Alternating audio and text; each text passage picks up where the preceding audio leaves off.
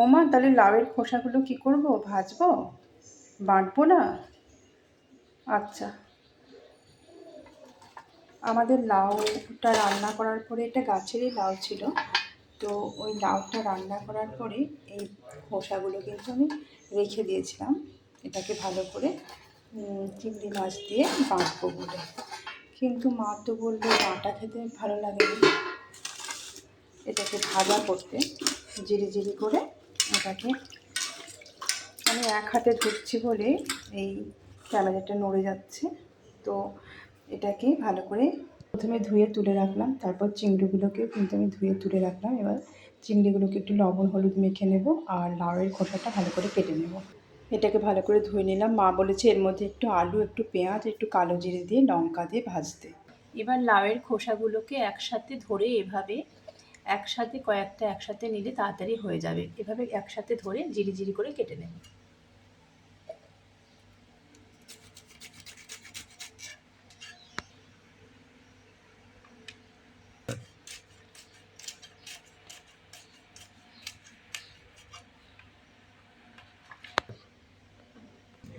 এবার আমার খোসাগুলো কুচি করা হয়ে গেছে। এখানে লাউয়ের খোসাগুলো ভালো করে কুচি করে নিয়েছি, আর এখানে একটা আলুও নিয়েছি, যেহেতু মা আলু দিতে বলেছিল। মা তো আলু খেতে খুব ভালোবাসে, ওই জন্য এখানে লঙ্কা, কালো জিরে, রসুন থেতো করা আর পেঁয়াজ কুচি, তো এই দুটো করে নিয়ে চিংড়ি মাছটা ভালো করে ধুয়ে নিয়ে এখন আমি কড়াইটা বসিয়ে দিয়েছি। এবার তেলটা দিয়ে দেব, একটু বেশি করে তেল দেব।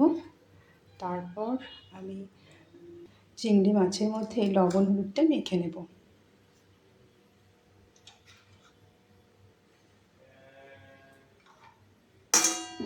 প্রথমে চিংড়ি মাছগুলো ভেজে তুলে রাখবো, তারপর এক এক করে ওগুলো দেব।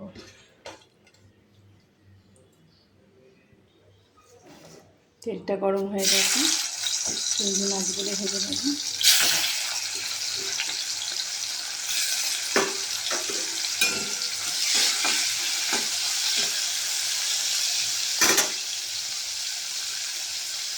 চিংড়ি মাছগুলো ভেজে তুলে নেব।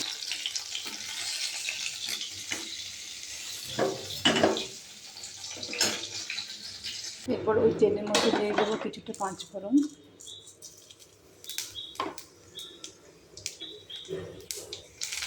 লঙ্কা,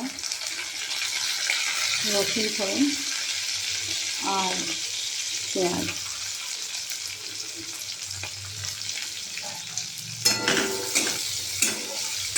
সবগুলো একটু ভাজা ভাজা হয়ে গেলে মাঝখানে আমি দিয়ে দেবো কালো জিরে।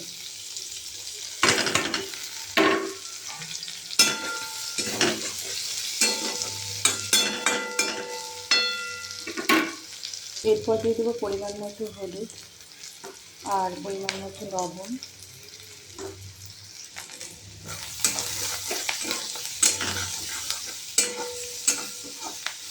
পেঁয়াজটা লাল লাল হয়ে এলে দিয়ে দেবো কুচি করে রাখা আলু আর লাউয়ের খোসা।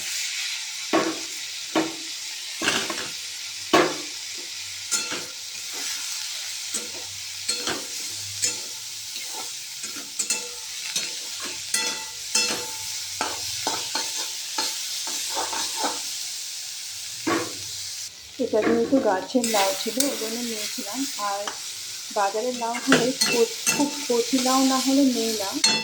এবার লাউয়ের খোসার মধ্যে 1 চিমটে জল দিয়ে দেবো, 1 চিমটে মতো জল দিলাম, তারপর ঢেকে দেবো। এরপর ঢাকনাটা খুলে একটু ভাজা ভাজা হয়ে এলে তার মধ্যে চিংড়িগুলো ছড়িয়ে দেবো।